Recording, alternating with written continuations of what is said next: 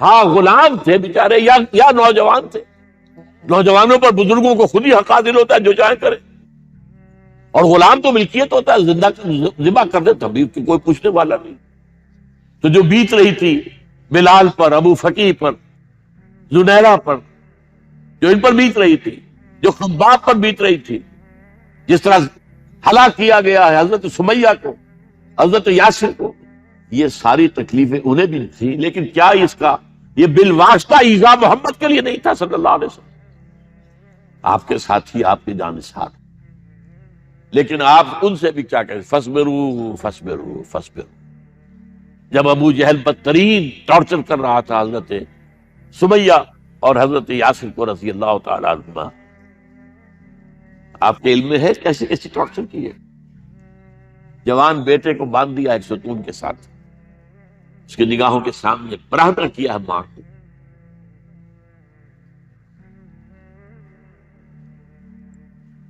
ہاتھ میں ایک مورتی ہے.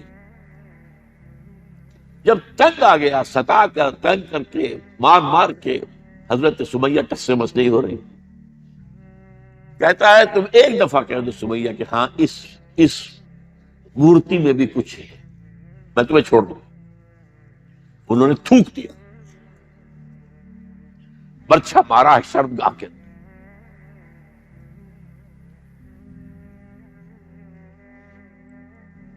کتنی تکلیف پہنچی ہوگی انہیں. لیکن آپ گزر رہے, اصبروا یا آل یاسر فإن موعدکم الجنہ. اے یاسر کے گھر والوں صبر کرو, تمہارے استقبال کی تیاریاں ہو رہی ہیں جنت. یہ سیرت کی بناتا سناتا ہے. یہ سیرت یاسر کے ساتھ کیا کیا ہے, 4 اونٹ نر سانڈ, اور ان کے ساتھ رسے باندھ کر, ایک رسے سے ان کا ایک بازو باندھا, ایک سے دوسرا بازو, ایک سے ایک ٹانگ, دوسرے سے دوسری ٹانگ. انہیں دوڑایا ہے کہ پرکھتے ہو جیسے. یہ دین ایسے ہی قائم نہیں ہوا. عدل و انصاف کا نظام ٹھنڈے ٹھنڈے قائم نہیں ہوتا, گھر میں آرام سے بیٹھے ہوئے قائم نہیں ہوتا. اور سنیے, 3 برس شیب بنی ہاشم کے تو قید ہے, 3 برس. اور یہاں کی قید پر قیاس نہ کریں. یہاں تو جیل میں کھانے کو ملتا ہے, راشن ملتا ہے, جیسا بھی ملتا تو ہے نا. اور لیڈروں کے لیے تو class A class B class ہے. تو ان کا تو لیڈر تو لوگ جب آتے ہیں جیل کاٹ کر معلوم ہوتا ہے کہ شاید کسی صحت افزا مقام سے تشریف لا رہے. وہاں کیا تھا, ٹوٹلی بائیکاٹ. ایک گھاٹی, ادھر پہاڑ ادھر پہاڑ, دونوں طرف جو ہے پہرے, کوئی کھانے پینے کی چیز اندر نہیں جائے گی. اور پورا خاندان بنی ہاشم, وہ بھی کہ جو ایمان نہیں لائے, وہ قبائلی زندگی تھی نا. بنو ہاشم چونکہ حضور کو پشت پناہی چھوڑنے کو تیار نہیں ہوئے, ابو طالب نے آخری وقت تک بھی ساتھ نہیں چھوڑا. ہاں, آخری وقت کے قریب ایک بات ہو گئی تھی. ایک مرتبہ تو ہوا کہ وفد آیا ہے قریش کا کہ اپنے بھتیجے کو روک لو, وہ ہمارے معبودوں کی توہین کرتا ہے. ابو طالب نے بلایا اور آپ سے کہا کہ یہ کچھ اپنے رویے کو بدلے. آپ نے فرمایا چچا جان, اب تو چاہیے میرے ایک ہاتھ پر سورج اور دوسرے پر چاند رکھ دے, میں اپنے اس مشن کو چھوڑ نہیں سکتا. یہ ہے استقامت. اور ابو طالب کے عین انتقال کے وقت جو معاملہ ہوا,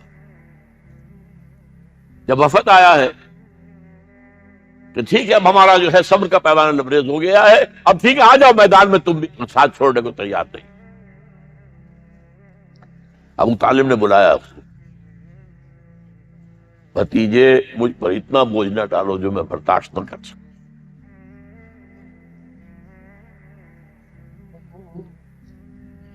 حضور کی آنکھوں میں آنسو آ گئے. چچا جان اب تو یا یہ بات پوری ہوگی یا میں اپنے آپ کو اسی میں ختم. 12 شیب بنی ہاشم میں 3 برس اس حال میں گزرے ہیں. ٹوٹل بائی کوئی کھانے پینے کی نہیں۔ کچھ لوگ تھے شریف النفس، مثلاً حکیم بن حزام تھے رضی اللہ تعالیٰ، اور بعد میں ایمان لے آئے۔ حضرت خدیجہ کے وہ رشتے دار تھے، وہ پہاڑ پر چڑھ کر ایک طرف سے رات کی تاریکی میں، دونوں دروازے تو بند ہیں، پہاڑ پر چڑھ کر چوٹی سے نیچے اتر کے کوئی چیز نہیں کھانے پینے کی دے آئے بس۔ کوئی اور ایک آدھ ہوگا ایسا۔ یہاں تک نوبت آئی ہے کہ بنی ہاشم کے یہ پھول جیسے بچے معصوم بھوک سے بلبلا رہے ہیں، اور اس کے سوا کچھ نہیں ہے کہ سوکھے چمڑے ابال کر اس کا پانی ان کے حلق میں ٹپکا دیا جائے۔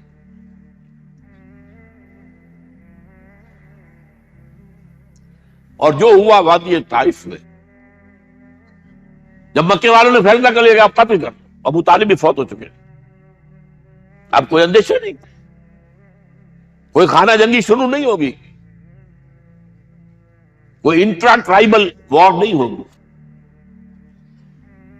تو آپ طائف گئے ہیں۔ شاید وہاں کے 3 سردار تھے بڑے، اور یہ طائف اصل میں قریشی کا سمجھیے کہ یہ ان کا گرمیوں کا یہ صحت افزا مقام تھا۔ یہ تمام جو سردار تھے مکے کے، ان کی جائیدادیں وہاں کی، باغات تھے،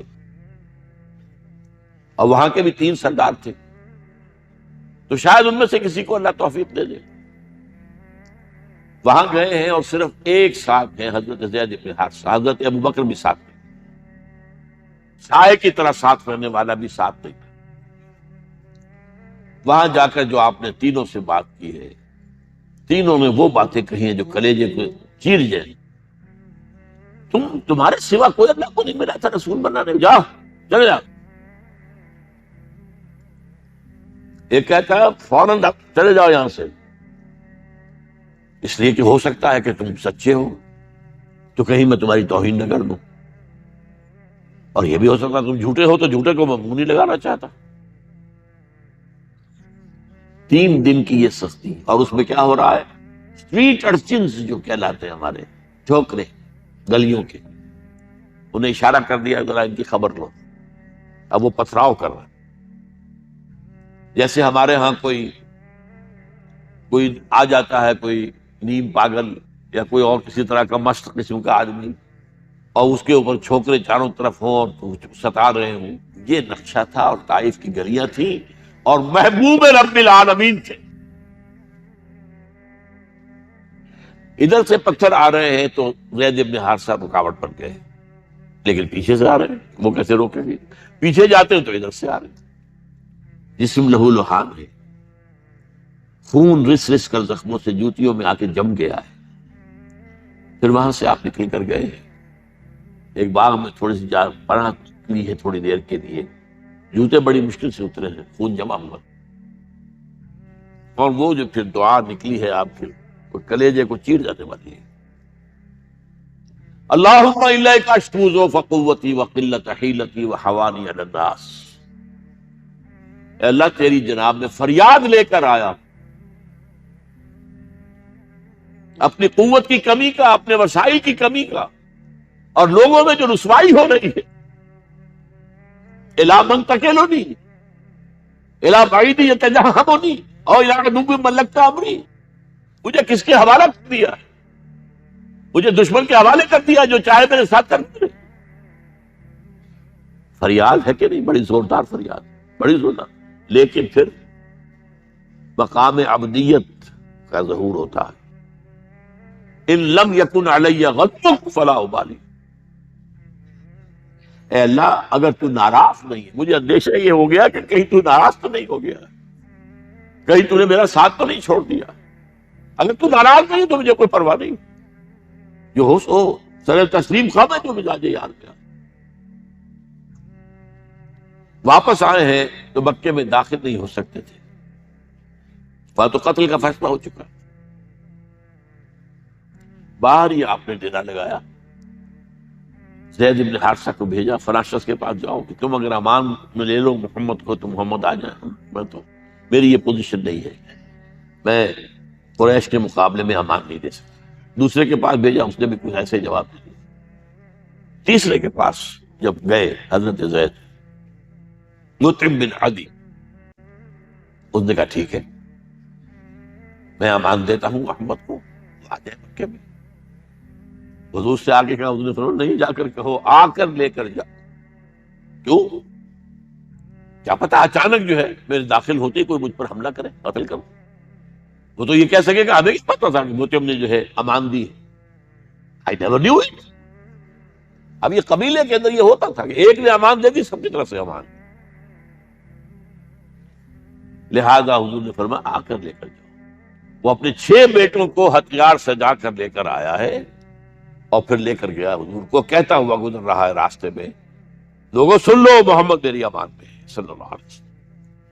اس لیے آپ کو مکے کے اندر پھر 2-2.5 سال مزید رہنے کا موقع ملا، اور اتنا بڑا احسان آپ نے مانا پھر مطعم بن عدی کا کہ غزوہ بدر میں جب 70 اسیر تھے قریش کے حضور کے پاس، تو آپ نے فرمایا تھا کہ اگر آج مطعم زندہ ہوتا اور وہ سفارش کرتا تو میں ان سب کو چھوڑ دیتا بغیر کسی فدیے کے۔ بہرحال یہ چند باتیں میں نے آپ کو بتائی، باقی تو یہ کہ تار سور ہے کیسی کیسی، اور پھر غزوہ بدر سے پہلے کی رات ہے، اور وہ آپ کا زندگی کا طویل ترین سجدہ ہے۔ اس میں جہاں تک یہ الفاظ بھی آپ نے کہہ دیا، اللہ اگر کل یہ جو 313 یہاں جمع ہے اگر یہ ختم ہو گئے تو پھر قیامت تک تیرا نام لینے والا کوئی نہیں ہوگا، میں آخری رسول اور میری یہ 15 برس کی کمائی ہے۔ اس وقت کہا حضرت ابوبکر نے، وہ پیردار کی حیثیت سے کھڑے تھے، حسبک حسبک حضور بس کیجئے بس کیجئے۔ بہرحال بدر ہے، احد ہے، زخمی ہوئے، دندان مبارک شہید ہوئے ہیں، خون اتنا بہا ہے کہ بے ہوش ہو گئے ہیں، اور خبر مل گئی ہے کہ آپ شہید ہو گئے۔ یہ سب کچھ، اور سب سے بڑھ کر حمزہ کی لاش سامنے آئی۔ کیسی لاش؟ ناک کٹی ہوئی ہے، کان کٹے ہوئے، پیٹ چاک کر کے کلیجہ چبایا ہوا۔ کس طرح برداشت کیا ہوگا آپ؟ اپنے اوپر تاریخ کر کے دیکھیں، یہ حمزہ کون ہے؟ چچا ہے، دودھ شریک بھائی ہے، خالہ کا بھائی ہے، ساتھ کا کھیلا ہوا ہمجولی ہے، اور اس کی لاش ہے۔ جو قلب اطہر پر بیت رہی تھی وہ مدینے میں آ کر ایک بڑا ماحول بدلا ہوا تھا، تب وہ بات سامنے آ گئی۔ جب آپ مدینے واپس تشریف لائے ہیں تو ظاہر بات ہے کہ زیادہ انصار کے لوگ تھے جو شہید ہوئے تھے۔ بدر میں مہاجرین تو میرے خیال ہے 4تھائی تھے نمبر کے اندر، 3/4 تھے انصاری تھے۔ اسی طریقے سے احد کے اندر بہت، تو مختلف گھروں سے عورتوں کے بین کرنے کی آوازیں آ رہی تھی، اس لیے کہ اس وقت تک بین کرنا حرام نہیں قرار دیا گیا تھا، ممنوع نہیں تھا۔ آوازیں سن کر حضور کی زبان مبارک سے نکل گیا، اما حمزہ تو فلا بواکی لہو، ہاں حمزہ کے لیے تو کوئی رونے والی بھی نہیں ہے۔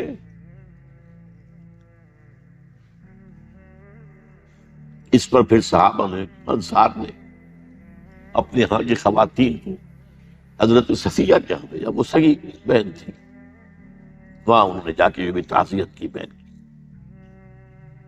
غزوہ احزاب کا آپ نے سنی لیا، اسوہ رسول پر نہ معلوم کیا کیا باتیں لوگوں میں مشہور ہو گئی ہیں۔ اسوہ کا لفظ آئے کہاں ہے قرآن میں؟ سورہ احزاب میں۔ وہ اسوہ کیا تھا؟